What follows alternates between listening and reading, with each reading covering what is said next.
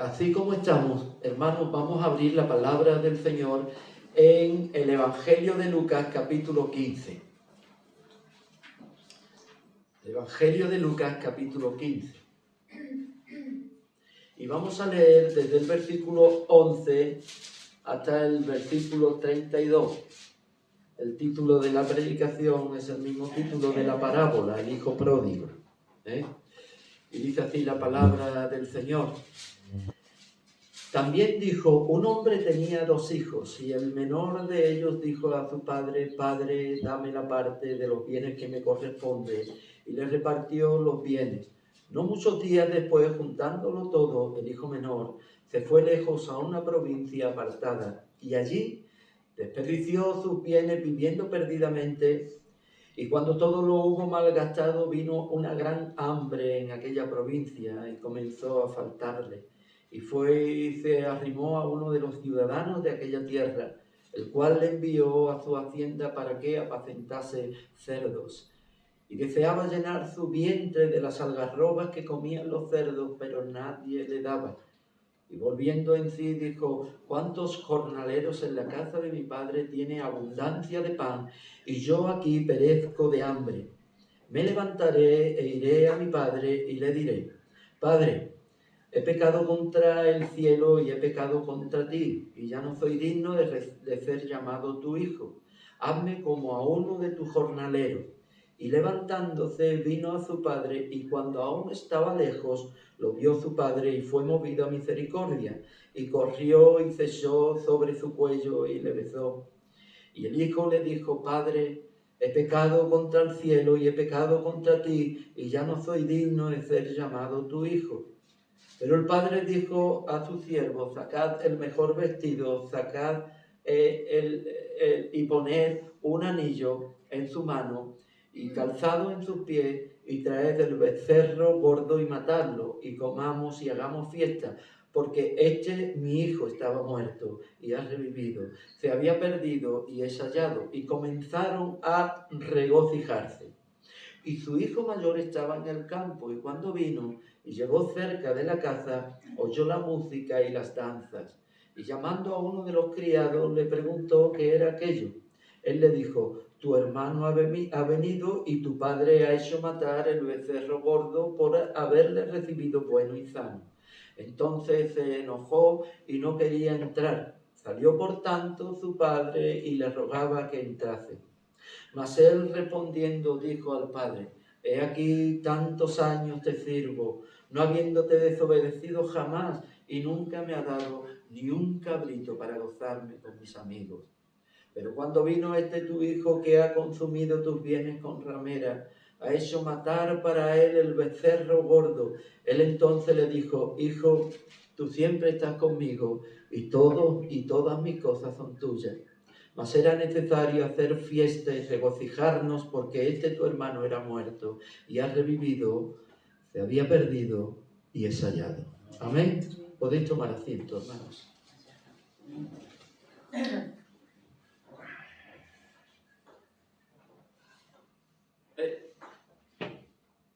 El relato que nosotros vamos a meditar en esta mañana es algo que el Señor viene queriendo depositar en el corazón de los que allí estaban oyendo. Y en base a los que estaban allí, el Señor estaba relatando todo esto. Ahora bien, nosotros tenemos que ubicarnos en el lugar y también en las circunstancias. El lugar, hermano, en el que el Señor está hablando esto, es un lugar donde Él está tomando su autoridad y está haciendo en ese lugar el centro de atención. El lugar que ocupa nuestro Señor Jesucristo allí es el lugar de mayor atención del universo.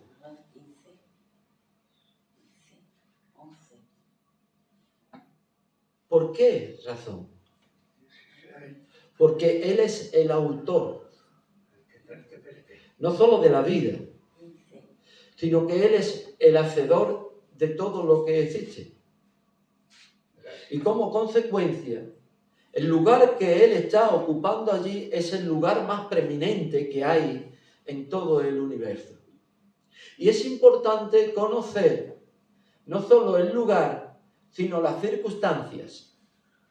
Y son las circunstancias lo que lo lleva también al Señor a tener que hacer este tipo de comentarios, temas, parábolas, enseñanzas, llamémosle lo que queramos llamarle.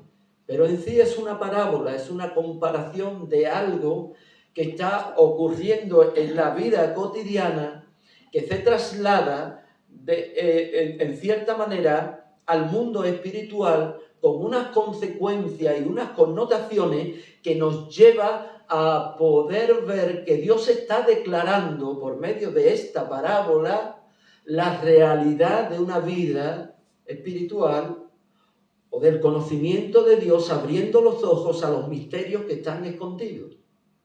Entonces, el Señor toma el lugar, pero también ve las circunstancias. Ahora bien, los que allí están oyendo todo esto que el Señor está diciendo, esta parábola, y algunas otras que ya hemos dejado atrás, como es la parábola de la oveja perdida y de la moneda perdida, el Señor habla de el hijo perdido también. Pero, ¿quién son los que están allí oyendo? En primer lugar, vemos el versículo 1. Se acercaban a Jesús todos los publicanos y pecadores para oír. El Señor estaba rodeado de hombres que de alguna manera no merecían poder oír esas enseñanzas y poder estar en ese lugar. La ley judía, hermano, nos lleva a tener que considerar las tradiciones de los judíos. Ellos no podían estar en ningún sitio donde se pudiera estar haciendo alguna pronunciación de la Torá o alguna enseñanza de lo que realmente un rabino podía estar compartiendo si ellos antes no estaban purificados. Acordaros del publicano y el fariseo. Yo hago esto, yo hago aquello, yo hago lo otro, Había obras que confirmaban o avalaban lo que él estaba haciendo. Sin embargo, el publicano estaba allí callado diciendo: perdóname, Señor, no soy digno de poder estar aquí en este lugar. Pero ellos se sentían, hermanos, como que los publicanos, aquellos que engañaban con muchos impuestos, engordaban los impuestos, ¿verdad? Y con los pecadores. Cuando habla de pecadores, ahí podemos meter, hermano, cualquier tipo de pecado. Y de cualquier tipo e índole y naturaleza de pecado. Estaban allí oyendo, pero también hay otro grupo, sigo usted leyendo. Allí también estaban los fariseos y los escribas. Pero vemos, hermano, una gran diferencia entre los fariseos, los escribas y este grupo. Que ellos lo que estaban haciendo era murmurar.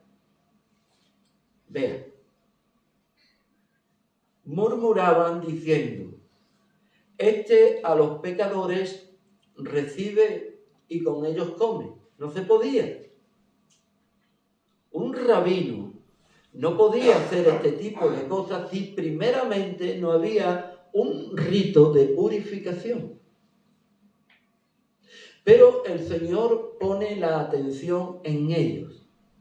Por un lado en los pecadores y en los publicanos, y por otro lado en los fariseos y los escribas. ¿Quién eran los fariseos? Aquellos que salvaguardaban la ley. Aquellos que las tradiciones y las costumbres la hermetizaban y francamente francamente, ellos tuvieron una labor muy grande cada vez que ellos eran esparcidos y eran llevados de un lugar para otro. Ellos conservaban las leyes, las tradiciones, pero también la ley. ¿Quién eran los escribas? Eran intérpretes de la ley también. Eran aquellos manuenses que vivían para esto mismo, para escudriñar las Escrituras. El Señor siempre está hablando a ellos, escudriñar las Escrituras, porque ellas dan testimonio de mí. Mirad en ellas. El sumo sacerdote tiene que pedirle a aquellos que miren cuál es el tiempo en el que iba a nacer el Mesías, y llama a estos escribas. De alguna manera el Señor está enfrentando a aquellos que necesitaban de la misericordia de Dios y aquellos que estaban erróneamente equivocados de la visión que nuestro Señor Jesucristo tenía. Porque aquí sí tenemos que hablar de una visión clara, de algo contundente que el Señor vino a hacer aquí, a la tierra. Pero esto está ocurriendo en un tiempo en el que nuestro Señor Jesucristo estaba caminando.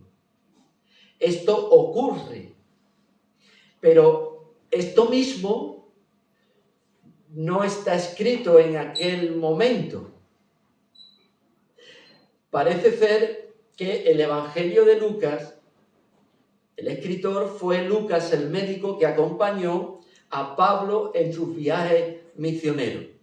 Entonces, vemos que tanto el Evangelio como los Hechos de los Apóstoles fueron escritos por este hermano, por este manuense, escriba, que estuvo anotando cada situación. Y este Evangelio fue escrito en el año 60-61 aproximadamente. Estamos hablando de la composición de la iglesia. Cuando esta palabra se está compartiendo en un lugar específico donde nuestro Señor Jesucristo está enseñando cómo estos escribas y fariseos veían de qué manera el Señor estaba tratando a los pecadores y a aquellos que eran tributarios, que cobraban los tributos. Pero ¿cuándo se escribe esto? Pues se escribe aproximadamente, no llega a 30 años. Ya la iglesia está establecida. Pablo ha ido predicando el Evangelio. Pablo conoce al Señor y está 15 años formándose. Y se lleva otros 15 años predicando el Evangelio por Asia Menor y también entra a las puertas de Europa, entrando en Filipo. Y es ahí aproximadamente cuando se escribe este Evangelio. ¿Y a quién se escribe este Evangelio? Pues se está escribiendo para la iglesia. Ahora el apóstol no solo escribe para que la iglesia conozca las pisadas del maestro, no solo para que conozca el corazón de Dios, ni para que ellos puedan nutrirse de ese mensaje del Evangelio, un mensaje de esperanza, unas buenas nuevas de salvación, del mensaje que ya los profetas, que ya en el Antiguo Testamento, que ya los salmos, ya había declarado que tenía que cumplirse. Y se le está hablando a una iglesia ya formada, para que ellos puedan conocer todo esto. ¿Cuál es el plan de Dios? Pero aquí hay dos cosas que debemos de llevarla en esta mañana y tenerla presente. Por un lado, es cómo nuestro Señor Jesucristo estaba en todo momento, hermano, mirando y llegando a los más necesitados. El Salmo 140 dice: pacientemente esperé en el Señor y Él oyó mi clamor. estas personas que están ahí tendrían que ser unas personas de clamor. Porque cuando todo está bien, hermano, cuando todo va bien, y estoy hablando de las personas que no tienen al Señor, no de nosotros, porque nosotros nos acordamos del Señor cada día, sino cuando las cosas van mal, las personas tienden a acordarse de Dios. Y no me cabe la menor duda de que estos hombres estarían acordándose del Señor, estos pecadores. La Biblia nos dice: pacientemente esperé en el Señor y Él oyó mi clamor y me sacó del pozo de la desesperación, del lodo cenagoso, puso mis pies sobre peña y enderezó mis pasos. Puso un cántico nuevo en mis labios, lo verán estos muchos y temerán. Cuando nosotros vemos a nuestro Señor Jesucristo hablando con los escribas, con los publicanos y hablando con los pecadores, estamos viendo la inclinación de Dios hacia aquellos que están más necesitados. Pacientemente esperé en el Señor y Él oyó mi clamor y se inclinó a mí. La mujer samaritana, cuando llega al pozo en Sicar, ya el Señor está allí en el pozo esperando a la mujer samaritana. Amén. Nosotros, hermanos, cuando oímos el Evangelio, ya el Señor estaba allí en nuestros corazones, incitándonos, dándonos nueva vida, resucitándonos de los muertos, dándonos vida juntamente con Cristo y tomándonos de lo más profundo del cielo cenagoso y sentándonos en los lugares celestiales. ¿Cuántos dicen amén? Ya el Señor estaba allí. Y el Señor vino a buscar. El Señor vino a conciliar. El Señor vino, hermano, a aquellos que se acercaran a Él con un corazón contrito y humillado y arrepentido, y reconociendo que Jesucristo, y no hay otro nombre dado a los hombres en el que podamos ser salvos, en Él únicamente había salvación. Él era el plan de salvación, Él era el Redentor, Él era el Cordero de Dios que quita el pecado del mundo, Él era el puente, el mediador entre Dios y los hombres, Él era el que tenía que ser dado como propiciación de los pecados, Él era. Y los sacrificios dejarían de ser. Lo dice el Salmo 40. Sacrificios y ofrendas no te agradaron, dice el Señor. Me preparaste cuerpo para que fuese y obedeciera al Señor. En el rollo de la ley habla de mí. El título es el verbo. Aleluya. El libro de la ley. En la cabecera del libro de la ley habla de mí, bendito sea su nombre. Habla de nuestro Señor Jesucristo. Y Dios está aquí, en la persona de nuestro Señor Jesucristo, en su naturaleza humana, pero también en su naturaleza divina, mostrando el corazón de Dios para los más necesitados. Amén. Pero también existe, hermano, el peligro. También existe el peligro de aquellos que murmuran, que parece que están en la posesión absoluta de la verdad y están en un retablo y en un pináculo de tal manera que son intocables. También existe aquellos que son hipócritas por naturaleza, que tienen un conocimiento exhaustivo, exacto, hermano, y llevado al límite, al extremo tal que forman parte de aquellos que están doctrinados al legalismo total. Y esto es un gran problema. La Iglesia tenía que recibir esta palabra. Después de 30 años estando establecido, la Iglesia tenía que conocer verdaderamente el verdadero corazón de Dios. Es un corazón misericordioso y compasivo con aquellos que reconocen, se arrepienten y vienen buscando ser salvos. por medio del único que puede salvar, el único que fue el mediador, el único que se interpuso entre la ira de Dios y el castigo del hombre, nuestro amado, glorioso Señor Jesucristo. No sé hasta qué punto la Iglesia respondería, pero el evangelista esperaba una respuesta. Y es lo que necesitamos nosotros aprender en esta mañana, hermanos. Dios nos ayude, que en nuestra necesidad tan solamente hay un camino que se puede llegar hasta Jesús. Y es el camino del reconocimiento y del arrepentimiento para poder acceder al Padre. Pero también existe, hermano, un camino erróneo por el cual la Iglesia tenía que estar batallando continuamente.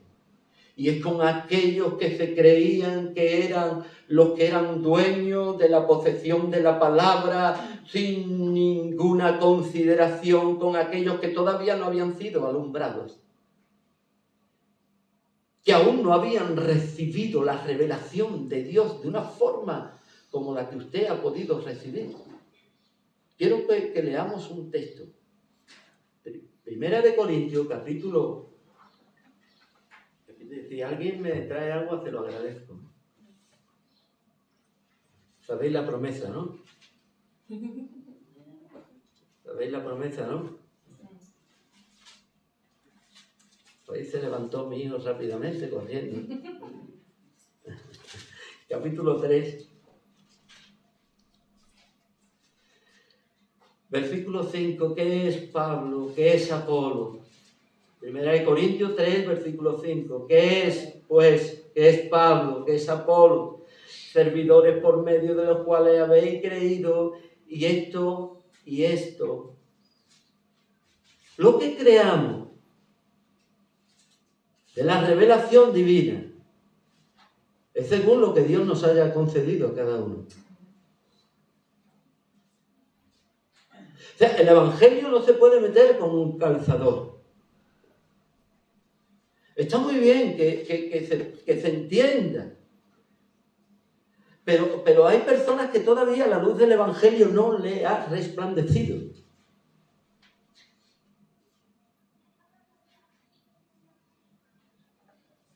Y no debemos de tirar para el extremo. Debemos de considerar todo esto para poder entender esta parábola. Porque aquí podemos ver, hermanos, que hay énfasis, porque no importa la condición, no importa en la que ha caído el hombre, si recapacita y vuelve, eso sí, en arrepentimiento, Dios siempre está esperando el regreso de aquellos que en arrepentimiento se vuelven delante de Dios y ahí comienza a suplir sus necesidades. Cuando vemos a este hombre, hijo pródigo, que se marcha, hay una operación que ocurre en su vida, vuelve en sí. Es como aquellos que se desmayan y cuando van tomando lucidez, dice, ¿cómo está? Dice, ya ha vuelto en sí. Ya se da cuenta de las cosas. Posiblemente este hombre no se dio cuenta de las cosas que hacía, porque tenía muy mala fama. De tal manera que malgastaba y siguió malgastando. Este era el ritmo de vida de él, seguir malgastando continuamente. Y malgastó todo el dinero que le había dado su padre. Repartió la herencia. Y así, hermanos, podemos ver que hay hombres y mujeres que pudieron estar aquí y no estar todavía. Pero existe tan solamente una manera. Gracias. Existe tan solamente una manera. Si se vuelve arrepentido. Dios siempre espera su regreso para suplir sus necesidades. Cuando este hombre llegó arrepentido y llegó hasta ese lugar, toda su necesidad empezó a suplirse. ¿Cuántos dicen amén? Aquí nos habla de un vestido nuevo, de un calzado nuevo, de un anillo nuevo, que hicieron fiesta y se regocijaron. Y esto nos habla de una manera espiritual, porque si es una parábola debemos de entender que esto lo tenemos que llevar a un contexto espiritual. Dios nos ha dicho que ha cambiado nuestros vestidos de ceniza en un manto de alabanza. Amén. Él nos ha dado un calzado nuevo, que es el apresto del Evangelio de la paz. Y Él nos ha dado un símbolo con el cual ha sellado. Este hombre le dio un sello, pero nosotros hemos sido sellados con el Espíritu Santo, bendito sea el Señor. Esto está, hermano, tratándose ahí. Todo esto que yo estoy hablando simbólicamente se está tratando aquí en aquellos que desperdiciaron los bienes del Señor. Y el tema central de todo esto, hermano, es el gozo de Dios y las celebraciones que se desbordan en el cielo cada vez que un pecador se arrepiente. Hay que ver no solo el corazón de Dios en su misericordia, sino el gozo de Dios en su corazón. Amén. Leamos lo que dice en el versículo 10 de este capítulo 15.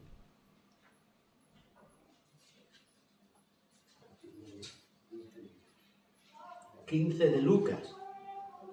Así os digo que hay gozo delante de los ángeles de Dios por un pecador que se arrepiente. Versículo 7. Os digo que así habrá más gozo en el cielo por un pecador que se arrepiente que por 99 justos que no necesitan de arrepentirse. Entonces la visión, el objetivo y la visión está en esto. El trabajo de nuestro Señor Jesucristo era llegar hasta los corazones que estaban necesitados y que clamaban delante de Dios. Los corazones arrepentidos, los corazones contritos. Dice el Salmo 51, al corazón contrito y humillado nunca vas a despreciar tú, Señor. El corazón, la palabra contrito quiere decir reconocer que le ha hecho daño a la persona. Un corazón contrito, por ejemplo, yo he tenido una discusión con el hermano Rafael y yo reconozco mi falta, pero yo debo de reconocer que yo le he hecho daño a él. Entonces, en el reconocimiento del daño que yo le he hecho a él, vemos la expresión de este hombre. He pecado contra el cielo, pero he pecado contra ti también. He pecado contra el cielo y he pecado contra ti. Hay dos vertientes, una horizontal y hay otra vertical. Nosotros tenemos que arrepentirnos delante de Dios, evidentemente, a aquellos que no tienen al Señor. Pero también debemos de presentar nuestras disculpas, nuestras excusas, nuestro arrepentimiento por el daño que hayamos hecho a aquellos con los que con los que le hicimos daño. ¿Cuántos dicen amén? Amén.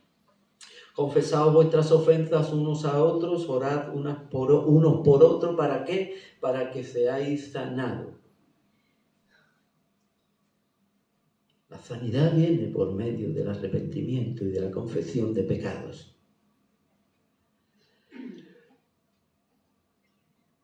El pródigo es ejemplo de un arrepentimiento total y sincero. Es lo que vemos aquí en esta parábola.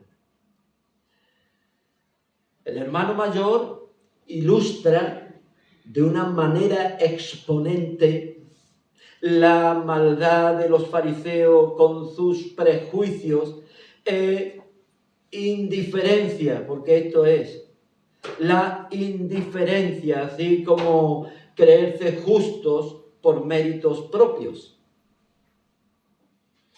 Habían prejuicios. ¿Cómo estos están aquí? ¿Cómo este está orando aquí? Yo hago esto, aquello y lo otro, Dios, por medio de mis obras.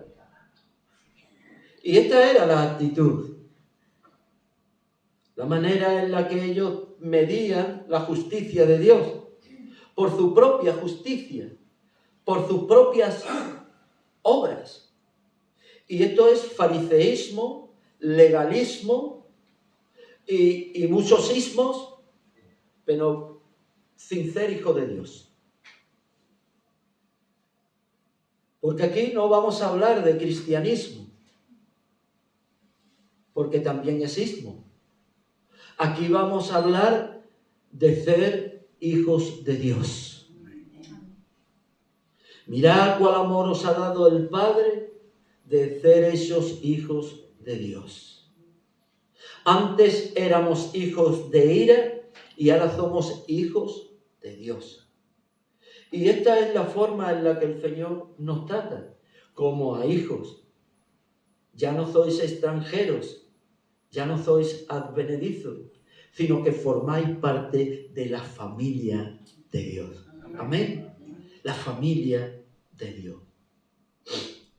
Lucas nos dice, en su contexto va hablando y rodeando todo este acontecimiento. Dice el capítulo 5, versículo 32, no he venido a llamar a justos, sino a pecadores al arrepentimiento. 5:32. El capítulo 16 nos dice, entonces, en el versículo 15, entonces le dijo, vosotros sois los que os justificáis a vosotros mismos delante de los hombres. Mas Dios conoce vuestro corazón, porque lo que los hombres tienen por sublime delante de Dios es abominación. A veces parece que estamos metidos en una burbuja y nada más que vemos lo que nos rodea, pero no vemos más allá. La visión de Dios es amplia, no podemos conocerla. Conforme vamos conociendo, vamos adentrándonos. Con cuanto más conocimiento tengamos con Dios, más vamos a decir como Juan, quiero que tú crezcas y que yo mengüe. Cuanto más conocimiento yo tenga de Dios, más amplitud en sabiduría de Dios para tratar los asuntos. Pero tratar los asuntos ¿de qué manera? La manera que Dios trataría los asuntos. Sí, con misericordia y con verdad se corrige el pecado. Con misericordia y verdad se corrige el pecado. Yo no estoy hablando aquí de olvidarnos de la justicia de Dios. Y quien esto lo crea, permítame decirle, no me estoy expresando bien, pero que usted quiero que entienda que esto no tiene nada que ver, que yo esté anulando aquí la justicia de Dios de ninguna de las maneras. Ahora sí estoy poniendo de relieve la misericordia de Dios. Estoy apuntando mucho a la misericordia de Dios sin dejar de saber que debe de haber un previo paso y es el arrepentimiento. El trato de Dios con el hombre. Israel conocía perfectamente y recurría a esto continuamente. Israel vago, Israel absolutamente olvidando las cosas de Dios. Israel olvidadizo. Israel desviándose cada vez más y más y más. Pero ellos conocían algo. Conocían que Dios era misericordioso y compasivo. Y como el Padre se compadece de los hijos, así se compadece el Señor de los que le temen. Y cada vez que pecaban y se volvían, decía, acordarte, Señor, del pacto que hiciste con Abraham, tu siervo, y con David, tu siervo, que tú extenderías tu misericordia si nosotros confesamos nuestros pecados. 1001 vez eran perdonados y restaurados. Amén. Eran perdonados y restaurados porque conocían el corazón de Dios y la manera de vivir arrepentidos. Y esto es lo que le ocurrió a este hombre. Este hombre volvió en sí y dijo, bueno, ¿yo qué hago aquí? Si yo he conocido otra vida mejor, si yo he podido experimentar la verdadera libertad de poder disfrutar en la casa del Padre, si lo tenía todo, pero por mi mala cabeza lo eché todo a perder. Aún hay esperanza. Amén. Aún hay esperanza, bendito sea el Señor, porque tenemos a un Dios de esperanza. Vayamos al capítulo 5, hermano, de Primera de Corintios. Y quiero ir concluyendo. Primera de Corintios, capítulo 5.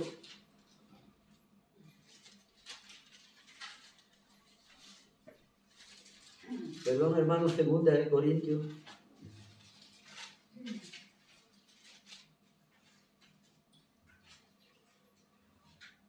Capítulo 5, versículo 19.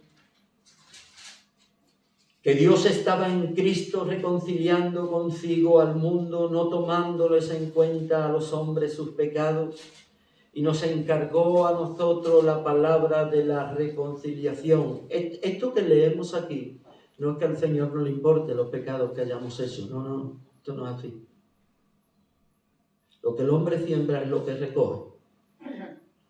Ahora bien, esto es no tomándole en cuenta el tiempo desde el Edén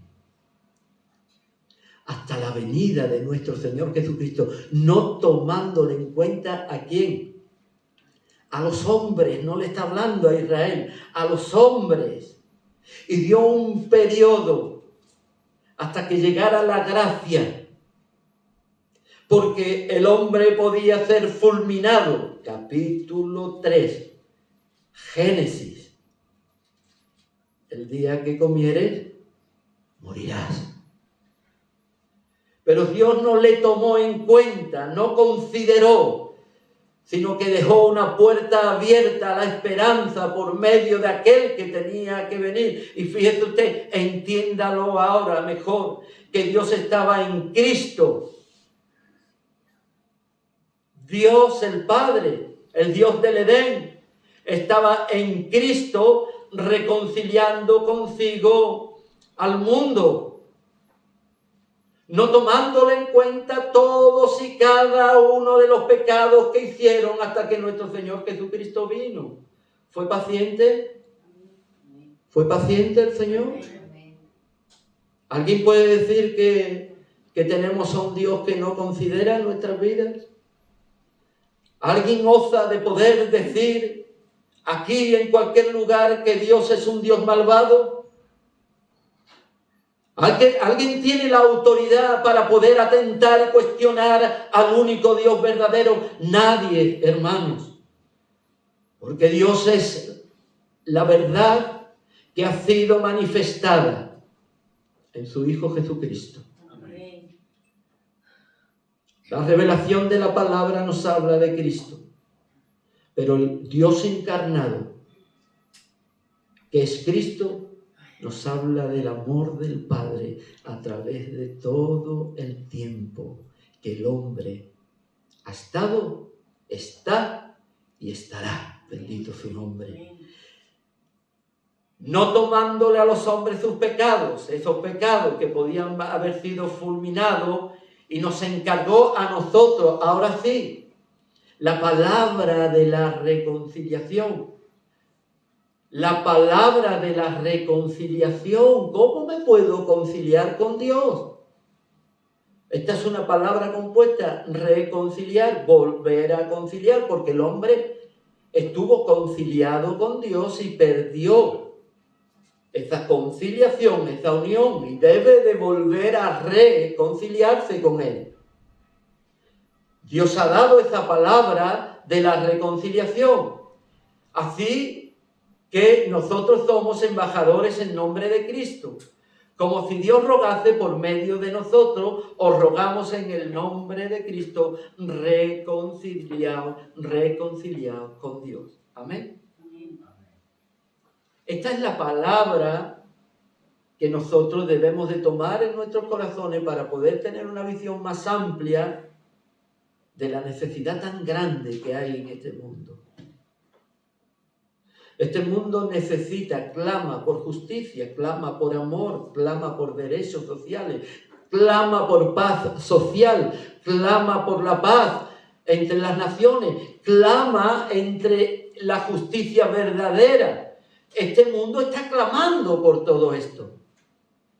Y nosotros tenemos que ser voceros de Dios, que podamos llevar a los hombres, por medio de la palabra, que el hombre se pueda reconciliar con Dios. ¿De qué manera? Arrepintiéndose de sus pecados, no hay otra. ¿Por qué arrepintiéndose de sus pecados?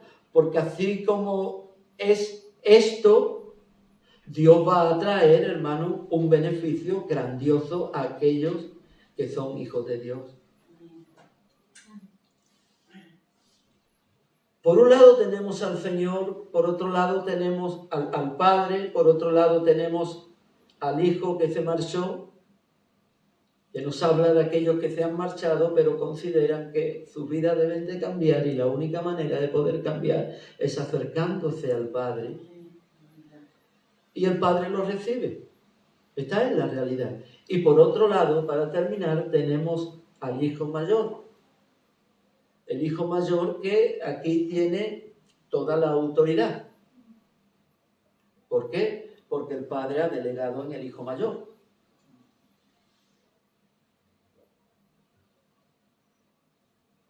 Todo lo mío es tuyo. Ya Él partió la herencia.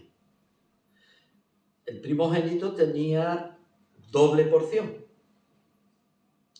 Y ya la herencia estaba repartida. Por eso el Padre aquí al final, en el versículo 32, dice, versículo 31, dice, Él entonces le dijo, Hijo, tú siempre estás conmigo y todas mis cosas son tuyas. ¿Amén? No es porque, por ejemplo, mi hijo va a mi casa y papá, ¿puedo coger de la nevera? Hijo, todo lo que hay aquí es tuyo. Sí, pero el frigorífico no es de él. La Coca-Cola o el agua no es de él. Ahora, si yo le digo, hijo, la casa y todo lo que hay, dentro de la casa, el contenido y el continente es tuyo. Porque ya previo a eso yo he hecho una repartición y le he dejado a mi hijo la casa. Esto es lo que ocurre aquí. No nos venimos a nuestra cultura. Hijo, tú no me tienes ni que pedir nada. Cógelo. Es como nosotros vamos a casa de un amigo y dice, siéntete en tu casa. ¿Verdad? Y nos sentimos en la casa. Voy a coger... No. Tú cuando te apetezca algo, te llevas y lo coges. No decimos esto, hermano, francamente. ¿Por qué? Porque nos sentimos hermanados, sentimos la amistad y todo, y no hace falta, ¿no? que le digamos. Pero es que aquí es literal. Todo le había sido dado al hijo mayor. Pero la situación cambia. El hijo no aprende del padre. Y aquí está poniendo en comparación a los legalistas, a los fariseos, a los extremistas, a los que veían tan solamente que ellos, por su justicia, estaban absolutamente en la posesión de la verdad absoluta, discriminando a aquellos que no formaban parte del grupo. Si no estás conmigo, fuera. A mí me lo han hecho, ¿eh? Yo me he sentido a veces discriminado. ¿Se ha sentido usted? Se dice, mire, Se dice así. ¿Qué? ¿Cómo estuviste para arriba y para abajo? Dice, me sentía como una gallina en un corral ajeno. ¿No ha oído usted eso nunca? ¿Verdad? Sí, estoy, pero como, no sé, siento algo que no termina de encajar. Pues ellos eran así. En su corral lo que ellos querían nada más. Amistad con los que ellos querían nada más. Jiji, jaja, con los que ellos querían nada más. Pero con los que no pensaban como ellos, en su posesión de la verdad absoluta, que no era, pues ya no era tanto. Y esto es legalismo. Y de esto se está enseñando a la iglesia. Porque este evangelio fue escrito para la iglesia 30 años después de que sucediera. Y la iglesia tenía que responder a esto por las maldades que les rodeaban, por el legalismo que tanto Pablo denuncia, como Pedro, como Juan. Cuidado con los falsos profetas, cuidado con los falsos maestros, cuidado de aquellos que van y pretenden hacer, y ya nuestro Señor Jesucristo nos lo dice y nos lo advierte en el capítulo 10 del Evangelio de Juan. El asalariado, ¿qué es lo que hace? El buen pastor su vida da por las ovejas. No hay nada, hay transparencia total. Y hay que tener cuidado, hermano, que estamos viviendo en un tiempo muy peligroso. Y debemos de ser, hermanos, equilibrados. Equilibrados. Mantenernos en la posesión, hermano, de saber que tanto la justicia debe ser aplicada como la misericordia también. ¿Por qué? Santiago nos dice que el juicio, hermano, habrá algo en el que el Señor va a valorar nuestras vidas. Y si somos misericordiosos, dice que la misericordia vence sobre el juicio. Aprended de mí que soy manso y humilde. Aprended de mí que soy misericordioso y compasivo. Aprended de mí. No tolerancia, no, tolerancia cero al pecado. ¿Cuántos dicen amén? Amén. Tolerancia cero al pecado. Pero tratar con misericordia a aquellos que necesitan. Esa es la realidad. Diezmáis la menta, el energo, la mirra, el comino, lo diezmáis todo y dejáis lo más importante, la misericordia y el amor. Todo esto es importante, la menta, el comino, el eneldo, todo es importante, pero lo más importante es la misericordia y el amor. Ellos estaban haciendo justicia, cumpliendo con la palabra del Señor, pero se estaban olvidando de la misericordia. Y esto es lo que se olvidó este hermano, que lo tenía todo. Y se olvidó de tener un corazón misericordioso con su hermano. Se perdió, hermano, el poder disfrutar de la alegría y del gozo de poder abrazar a su hermano. Mira qué feo, hermano. Los hermanos peleados.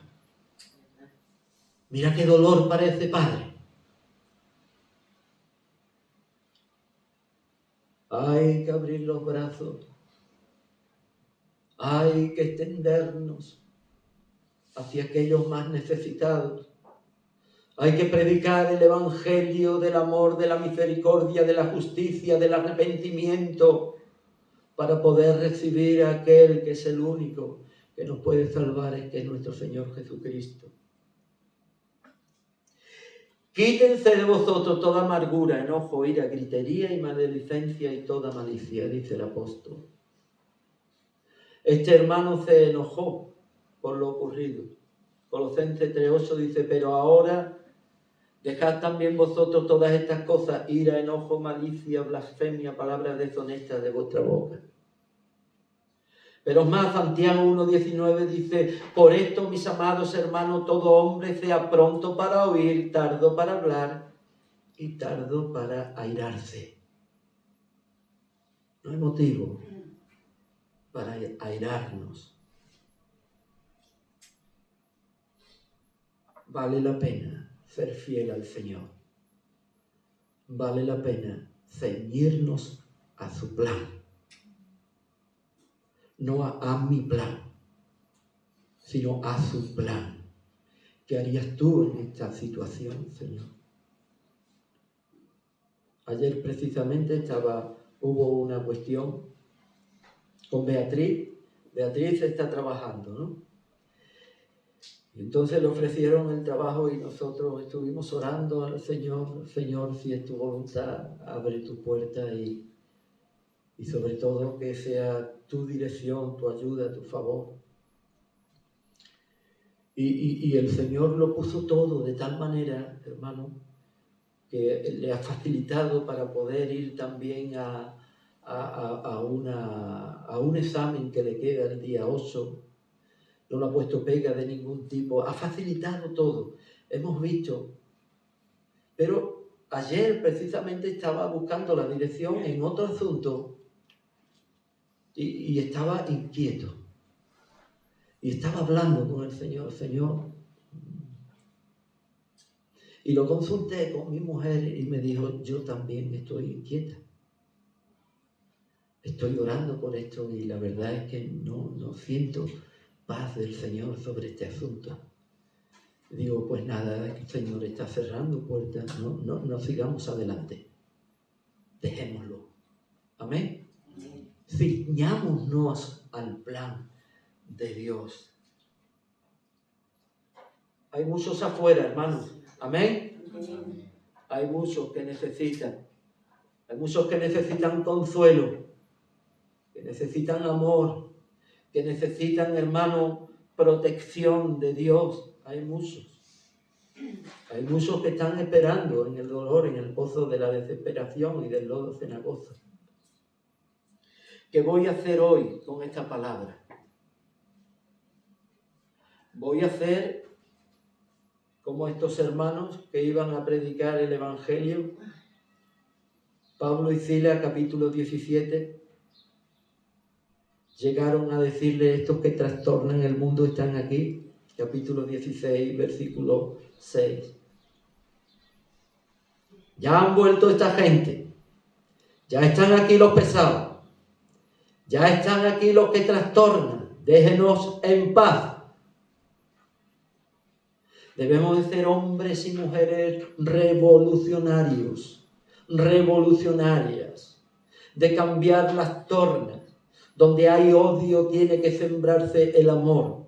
Donde hay inseguridad tenemos que dar seguridad. Donde no hay esperanza tenemos que llevar la esperanza de Dios. Donde no hay vida, solo muerte, debemos de llevar por medio de Cristo la vida eterna. Dios contagie nuestro corazón en esta mañana, hermano. Y podamos ver que es la persona de Cristo. Y tan solamente en Cristo, que Él está aquí personificado en Dios, está mostrando su corazón a aquellos que se arrepienten y vuelven arrepentidos a los pies de Jesús. Dios hoy está hablando. Amén. Pero Dios hoy también está dando esa gran oportunidad de poder alcanzar, por la fe en su Hijo Jesucristo, nuestro Redentor, el perdón de nuestros pecados. Que Dios bendiga su palabra, hermanos. Nos ponemos de pie, hermanos, por favor. Vamos a pedirle a nuestro hermano Julio que ore.